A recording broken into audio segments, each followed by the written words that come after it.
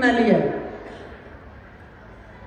मुळशीमध्ये माझी सभा झालेली आहे आणि काही लोकांचे नावानी जरी कमळ असन तर नवनीत राणाने इमानदारीचा दुपट्टा कमळ गळ्यात घातला आणि भगवा प्रत्येक रक्तामध्ये आहे.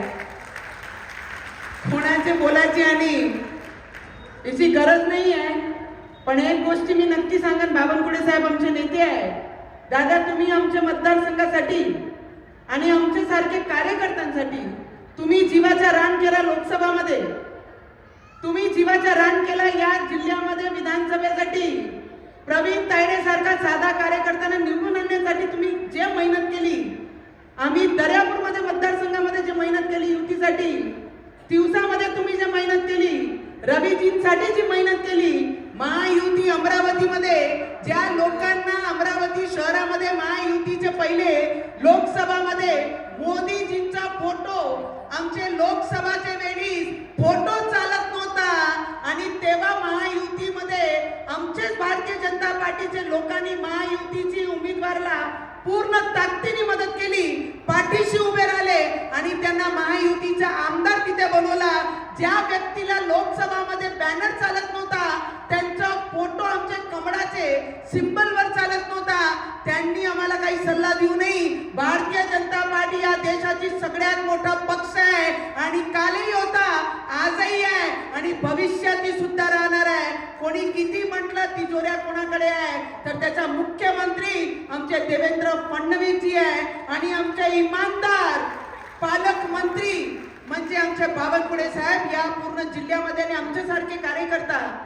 अरे कशा म्हणू शकतो, ज्या व्यक्तीला ते ओबीसी बाहेरून येऊन इथे आवाज देत आहे लोकसभामध्ये, जेव्हा बरेचशे लोकांनी बाहेर निघून लोकसभामध्ये कमळाचा विरोध केला. मी एक गोष्टी सांगते, कमळाचा दुपट्टा घातलाय, कमळामध्ये राहून कमळाचा विरोध केला तर त्याला सोडणार नाहीये, लक्षात ठेवा. कोणी असेल मग आमचे नेते आमच्या समोर बसलेले, आमच्या मंचावर बसलेले आहे, त्यांना सुद्धा मी हेच विनंती करत, ज्यांनी ज्यांनी जे जे जेव्हा जेव्हा काम केलं त्यांच्या विरोधात आपल्याला काय करायचं आहे ते खुलेआम है. अरे भगवे का रंग इतना फीका नहीं है कि 4 दिनों के लिए भगवा बेचकर किसी और का काम करेंगे, पर जो भगवे के साथ बेईमानी किया उसको भी छोड़ने वाले नहीं है, इतना याद जरूर रखना. या पूर्ण महानगरपालिकामध्ये भगवेचा भारतीय जनता पार्टीचाच महापौर होईल याच्यात एक तीड मात्र शंका नाही. जे बेईमान आहे त्यांना भीती राहणारच आहे, कारण त्यांनी भगवे सोबत बेईमानी केली आहे.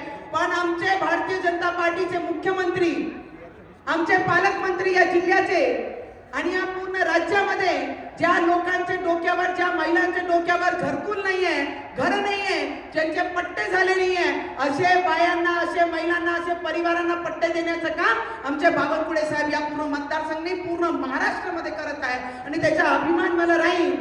महिलांना पैसे नको, चांगला जेवण नको, पण ज्या घरात ते राहतात त्या घराची छत हा पक्की राहिली पाहिजे, त्याकरिता भारतीय जनता पार्टी काम करत आहे. देशाचे प्रधानमंत्री ज्या पद्धतीने प्रत्येक गोष्टीसाठी लढत आहे, लोकांनी म्हटलं 400 पार लोकसभामध्ये एक जर अमरावती हरलो तर काही फरक नाही पडणार. अटलजीच्या इलेक्शन आठवा, 13 दिवसामध्ये जेव्हा एक खासदार कमी पडला होता तर अटलजींना आपली सरकार सोडावी लागली होती. म्हणून मी आपल्याला सगळ्यांना विनंती करीन की महानगरपालिकामध्ये महापौर हा कमळाचाच बसला पाहिजे. या प्रत्येक एरियामध्ये स्लम एरिया असो की स्टँडर्ड एरिया असो, दादा आपल्याला मी एवढीच विनंती करेन की सीसीटीव्ही कॅमेरा प्रत्येक गल्लीमध्ये, जी माझी आई बहीण मजदूर वर्ग आहे, जे आमचे मुली आहे, रात्री बेरात्री क्लासेस जातात, कॉलेज जातात, त्यांची सुरक्षासाठी प्रत्येक एरियामध्ये सीसीटीव्ही कॅमेरा हा उपलब्ध झाला पाहिजे. आमचे लहान लहान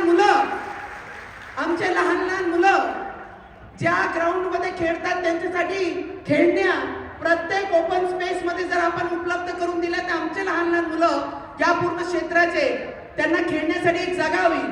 बुजुर्ग लोकांचे वॉकिंग ट्रॅकची अपेक्षा करतात, ते ट्रॅक आपण करून दिलं पाहिजे. मी बावनकुळे साहेबांचा आणि मुख्यमंत्री साहेबांचा अभिनंदन आणि धन्यवाद सुद्धा कराल की जी महानगरपालिकाची बिल्डिंग ती किती वर्षापासून अशी जुनी खंडार पडली होती, त्याकरिता आमची भारतीय जनता पार्टीने 100 कोटी दिले आणि त्या 100 कोटीनी येणाऱ्या भविष्यामध्ये महानगरपालिकाची इमारत उभी राहील.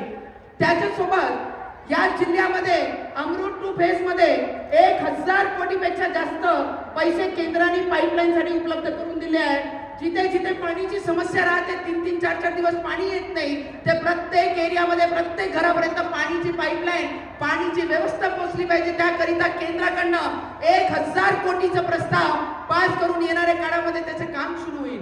मी आपल्याला एवढीच विनंती करेन की कमळासोबत राहा. देशाचे प्रधानमंत्री नरेंद्र मोदीजी आणि देवेंद्र फडणवीसजी, आमचे बावनकुळे साहेब, भोयार साहेब आणि आमदार छोड़े इथे उपस्थित आहे.